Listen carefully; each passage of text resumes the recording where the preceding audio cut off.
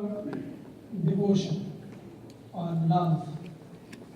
How should that love be? How should we love Bhagwan? So there's a really nice story which explains that. You all know who Arjuna was? Okay, good. Arjuna was devotee of who? Lord Shiva? Lord Krishna. Okay, good. So Arjuna was devotee of Lord Krishna. And after the battle, which battle? Mahabharata. After the big war was over, Arjuna was becoming very arrogant. And yet this pride came into him that look at this.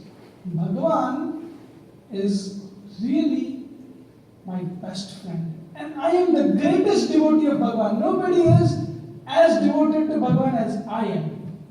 Because if anybody else was devoted to Bhagwan, would Bhagwan help him that much? See how much Bhagwan helped me. That means Bhagwan also loves me very much. Like that, a pride came into Arjuna's mind. So Arjuna was taken by Bhagwan to one place. And they were walking, okay? So they were having a morning walk. There when they were going, they saw that Arjuna saw there was one man, he was eating grass. The long grass you see, right? He was eating just that long grass. So Arjuna thought, wow, what a person. And then he wasn't even eating the green grass. He was eating dried grass. So Arjuna was very surprised to see that. And he understood why that person was doing that. Because he didn't even want to harm the plant kingdom. He was a very ascetic person, a very devoted person who was vegetarian and at the same time didn't want to harm even the grass. So he was eating dried up grass. But surprisingly, what Arjuna saw was next to him there was a sword. A sword. So if a person who is really devoted and thinks of all beings, the animals, the insects, even the plant kingdom, why would such a person need a sword? Would there be a need for that sword? So Arjuna was curious. Why is this man carrying a sword? So he asked Bhagwan, Bhagwan, do you know? You are like the Antaryami. You should know everybody. So can you tell me why is he carrying a sword? So do you know what Bhagwan said? I don't know. Why don't you go and ask him? He will tell you. So Arjuna said, fine. I will go and ask him. And he asked this man. And this man replied that I'm keeping this sword so I can kill 4 people whenever I meet them. In my life, if I meet these 4 people, I am going to kill them. So Arjuna got again surprised. Such an ascetic person who will not harm any being, why would he want to kill these 4 people? And who are these 4 people? That he would kill them. So he asked, can you please tell me, who are these 4 people and the reason for killing them? So then this man said, fine, I will tell you. The first person is Narada. Do you know who Narada is, right? Who is Narada? Yes. Narayana's devotee. And what does he always continuously say? Narayan, Narayan. Right? So then Arjuna thought to this, told this person, why do you want to kill such a devotee of Bhagwan? He does not harm anybody. Every single time, he only chants Bhagwan's name. You want to harm such a person? So this man said, That is precisely the reason why I want to harm this man. Does this Narad not realize that he is disturbing Bhagwan's sleep? When Bhagwan wants to sleep, he continuously keeps hearing Narayan, Narayan, Narayan, and Bhagwan cannot fall asleep. And Bhagwan is so restless. I want Bhagwan to sleep. So once I see Narada, I will cut his head off. And then Bhagwan can sleep for well. So Arjuna couldn't say anything. Okay, your reason seems to be valid. But who is the second person you want to kill? So the second person, he said, is, I want to kill Draupadi. Do you know who Draupadi was? Who was she? The mother of, not Pandavas, wife of Pandavas, mother of children of Pandavas. Okay, so, but do you know she was another great devotee of Lord Krishna, and her another name was Krishna only. So she was also known by name Krishna. So again, a great devotee of Bhagwan, you want to kill? She has done nothing but serve Bhagwan.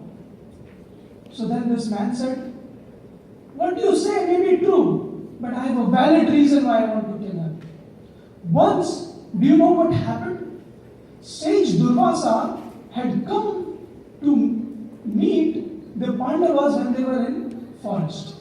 And Sage Durvasa was hungry. So Draupadi, instead of cooking food for Sage Durvasa, she called upon Lord Krishna, who was very busy with his people, his kingdom. He was very busy. He left all of that and came to help Draupadi. In spite of that, she gave him food that was already eaten by them. Would you give food that you already took a bite out and give it to somebody else to eat? It's disgusting, right? Yeah. So that's what this man said. She gave the food that was already eaten to Bhagwan. How can she do that? I am going to kill her because she did that. So the Arjuna said, okay, I have no argument with you. You are speaking correctly only. Who is the third person? I want to know who this third person is. So then this man said, the third person is Prahalada. Exactly. Arjuna was just as surprised. Prahalada, he was the greatest devotee of Bhagwan. He worshipped Bhagwan. Not only worshipped, he even preached that everybody should worship Bhagwan. So why would you want to kill Prahalada? So he said that Prahalada is the greatest sinner. Do you know why he is the greatest sinner? Because, do you know what happened? Once his father decided to crush him under the feet of an elephant. And Prahalada called upon Lord Vishnu. And when he called upon this Lord, who got crushed? Do you know? Prahalada didn't get crushed. It was Bhagwan who got crushed so he could save Prahalada. When Prahalada was put into burning oil, do you know who got burnt? Not Prahalada, because Prahalada came out fine. It was Bhagwan who got burnt. Do you know when Prahalada was thrown off the cliff, who got hurt? It wasn't Prahalada. It was Bhagwan who got hurt. Every single time, Bhagwan had to go through so many injuries so he could save Prahalada. And he thinks he's the greatest devotee. I don't think so. Like that, this man said. Arjuna became really frightful. Wow. I thought I had devotion towards Bhagwan. But this man had even the greatest devotion that he could not even see Bhagwan cry.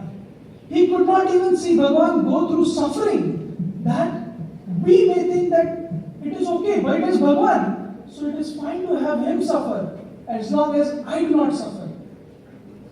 So like that Arjuna was thinking. And then the fourth name, he was kind of fearing within that I thought I was the greatest devotee. Hopefully this man won't say my name. Otherwise if he finds out that I am Arjuna, he will do what? He will kill me. So like that Arjuna was thinking to himself. And then he asked, fearfully, who is the fourth man? So then this man said, it is Arjuna. So Arjuna became quiet. He didn't say that I am the Arjuna. Okay, because if he had said it, that sword was ready. So he didn't say it. So then he asked, why? Why do you want to kill Arjuna?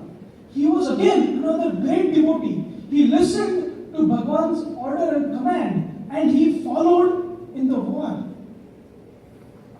So this man said, what you say is true. But how dare he made my Bhagwan his charioteer? He made him his personal driver. How dare that Arjuna? And that also Bhagwan had to tell 18 chapters to explain to him to fight. He didn't understand in one chapter. How dare he made Bhagwan suffer?